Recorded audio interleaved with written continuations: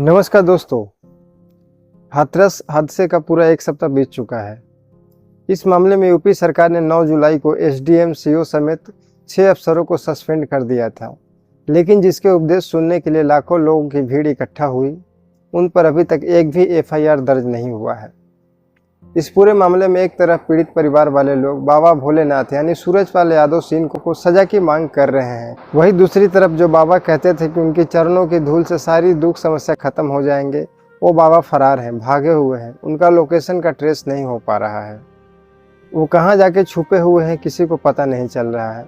किसी का कहना है कि बाबा मैनपुरी वाले आश्रम में छिपे हुए हैं, तो किसी का कहना है कि किसी दूसरे आश्रम में अंडरग्राउंड है। तो आइए ऐसे में इस वीडियो में विस्तार से समझते हैं कि आखिर चरणों की धूल से सभी समस्या के खत्म होने का दावा करने वाले बाबा पर एफआईआर दर्ज क्यों नहीं हुआ, क्या वजह था कि उन पर एफआईआर दर्ज नहीं किया गया। तो आइए वीडियो को स्टार्ट करते हैं। भोले बाबा यानी सूरजपाल सिंह पर एफआईआर दर्ज नहीं हुए, इसके 3 बड़े कारण हैं। पहला कारण है कि सूरजपाल यादव आयोजक नहीं थे। हाथरस की घटना 2 जुलाई को घटी थी। इस घटना घटने के बाद सरकार ने एसआईटी की गठन किया। इस एसआईटी की रिपोर्ट के आधार पर 9 जुलाई को यूपी सरकार ने एक्शन लेते हुए 6 अफसरों को सस्पेंड कर दिया, लेकिन इस रिपोर्ट में कहीं भी सूरजपाल का नाम नहीं था।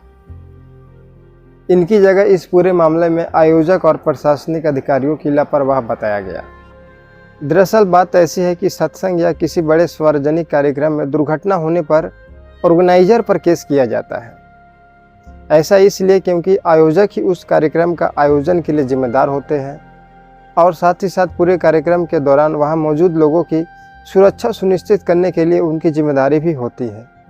किसी भी बड़े कार्यक्रम के आयोजन के लिए संबंधित प्रशासनिक और कानूनी अनुमति लेना भी जरूरी होता है। इसके अलावा किसी बड़े आयोजनों को करते वक्त आयोजक को सुरक्षा का इंतजाम का पालन करना जरूरी होता है। अगर आयोजक ने इन नियमों का पालन नहीं किया और इस वजह से कोई दुर्घटना हुई तो उनके खिलाफ कानूनी कार्रवाई हो सकती है। ये तो हुई पहली कारण। अब एफआईआर दर्ज करने की दूसरे कारण पर बात करते हैं। सूरजपाल सिंह पर एफआईआर दर्ज नहीं होने की दूसरी सबसे बड़ी कारण है कि वह जाट समाज से आते हैं। बात ऐसी है कि अपने देश में कुछ भी हो तो उसमें राजनीति कहीं न कहीं से आ ही जाती है। बिना राजनीति के यहाँ कुछ भी नहीं होता। इस घटना पर भी राजनीति होने लगा। दरअसल यूपी के विधानसभा के 8 सीटों पर उपचुनाव होने हैं। ऐसे में एक्सपर्ट लोगों का मानना है कि सूरजपाल सिंह का पश्चिमी यूपी के 30 जिलों और 130 से ज़्यादा विधानसभा पर अच्छी पकड़ है। बाबा खुद जाट कम्युनिटी से आते हैं और बाबा के ज़्यादातर अनुयायी दलित और ओबीसी समाज से आते हैं।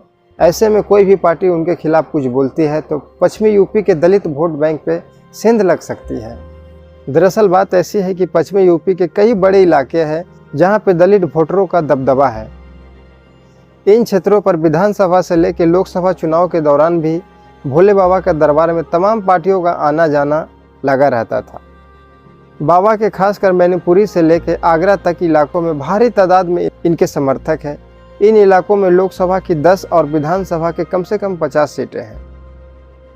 इन क्षेत्रों से देखें तो यूपी में बीजेपी को 2012 में 5% जाटव वोट मिले थे और 11% नॉन जाटव वोट मिले थे।